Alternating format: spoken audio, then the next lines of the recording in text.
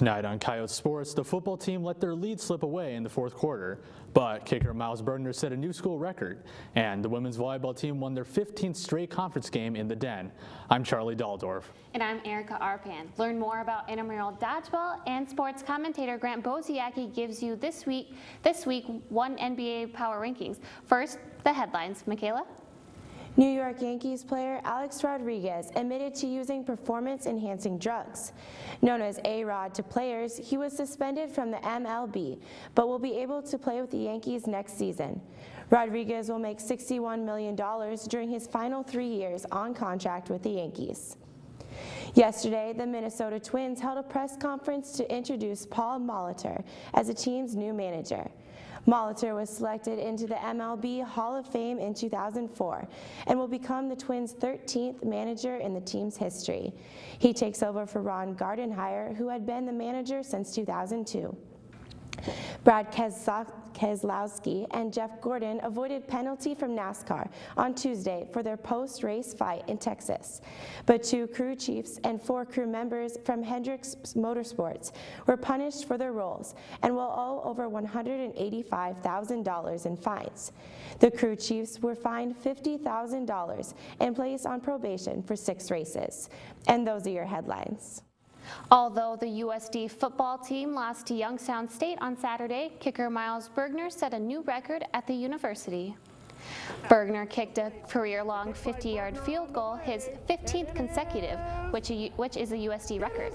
USD took advantage of errors by the Penguins and led 17-7 going into the fourth quarter, but it was erased in 5 minutes as the Penguins scored 3 touchdowns in the final minutes and won 28-17. Jasper Sanders led the Coyotes with 105 rushing and 47 receiving yards. The Coyotes host Western Illinois this Saturday. The Leathernecks are sitting right above USD with only 1 win in the Missouri Valley Conference. The USD women's volleyball team had plenty of tricks for the Fort Wayne Macedons on Halloween. The Coyotes recorded their 15th straight Summit League home win, with 23 kills coming from Kendall Crittenbrink. USD women won 3 sets to 1 with an additional 11 kill efforts from both Audrey Rieg and Sydney Dimke.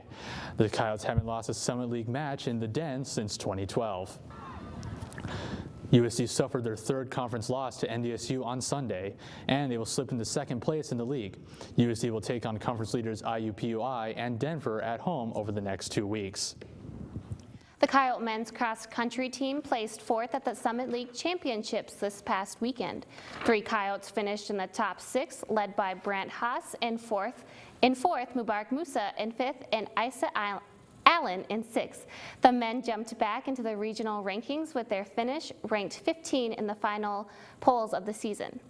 The men and women will run in the Midwest Regional in Peoria, Illinois on Friday. Most students know that the Wellness Center offers students a chance to work out and get fit, but did you know that you can have fun while doing it? USD intramural dodgeball season is underway at the Wellness Center. Each team must have at least 6 players, with a minimum amount of men and women on each team. Each match consists of 4 5-minute periods, and players can be eliminated for various reasons, including getting hit by a ball or having your throw caught by the other team. The season runs throughout the rest of the month.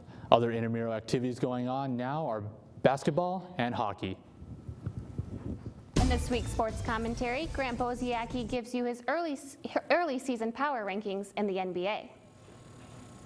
Every team in the NBA has played at least 2 games, some as many as 5. So it's time I give you my top 5 power rankings in the NBA thus far. Coming in at number 5, the Chicago Bulls. Their 3 wins are versus the Knicks, Timberwolves, and Magic. Not overly impressive, but this looks like a deeper Chicago team. Jimmy Butler is playing well, and Aaron Brooks has played really well off the bench so far. Number 4 is the Memphis Grizzlies. The Grizzlies are unbeaten at 4-0.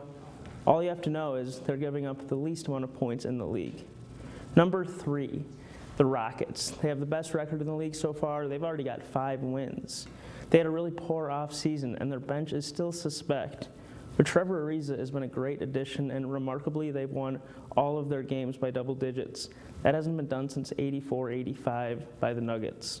Number 2, the Splash Brothers and the Warriors. Klay Thompson is leading the league in scoring with just under 30 a night. Steve Kerr inherited an awfully talented team. And finally, number one, it's no real surprise. It's got to be the San Antonio Spurs. It's definitely too early in the year to not have last year's champs be at number one. They're just 1-1 so far this year, but Kawhi Leonard is back after missing some time. And after week one, the Spurs are definitely atop of the power rankings. For Coyote Sports, I'm Grant Boziacki.